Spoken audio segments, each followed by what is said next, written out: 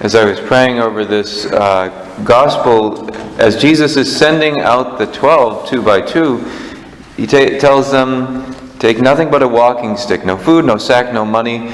They were, however, to wear sandals, but not a second tunic. So that they have to trust in God's providence. And as I was pondering over that, I was reminded, and I've shared this with you already, but when I went down to Chinakalo in January, that they live strictly on providence. They take no money from the government. They take no money from the diocese.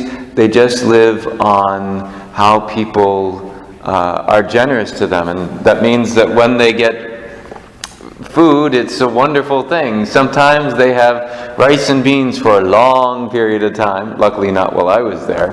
But they were telling me sometimes they do that, and then they have to pray and say, okay, God, send something. And God always does. He always takes care of them. He always provides for their needs because they're doing God's will and they're trusting in Him. That was part of Mother Elvira's vision when she founded Chinakalo, that it had to be a place where people learned to trust in God. And I can say that I was both on the receiving and the giving end of providence. When I got there, I didn't realize that any time we entered the dorm rooms or the chapel, we were to take off our shoes, if for no other reason because they were working in a lot of mud and just not to get dirt everywhere. So, okay, well, I didn't realize this when I went down. And so I have my sneakers for my work, which I have to tie and untie every time I go in and out of the building. And, you know, I made a comment, said I wish I'd thought of this to bring my my Crocs. And somebody says, oh, well, we have, from the dispense, we have some Crocs we can give you. And they had this dispensary with all sorts of clothing and other things there that people had donated over the years. Some of the people that had come in and other people just there.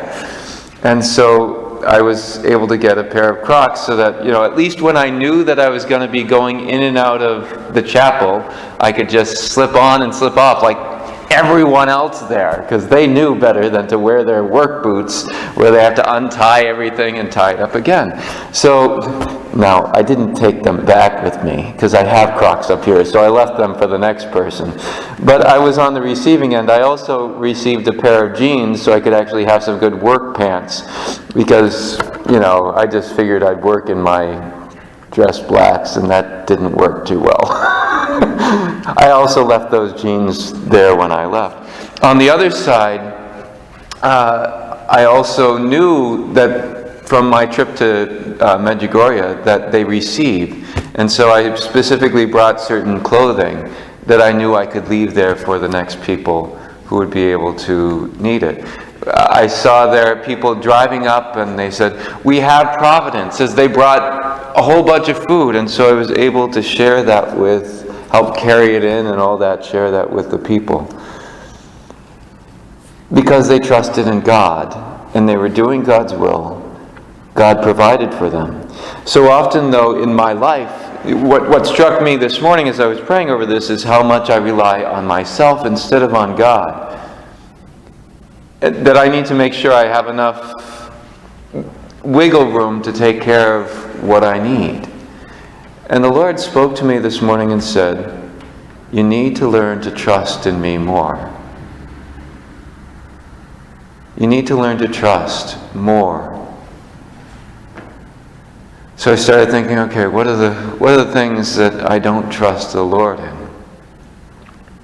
So I invite you today to look over your life and see, what are the areas where I'm not trusting our God as fully as I should? What needs to go?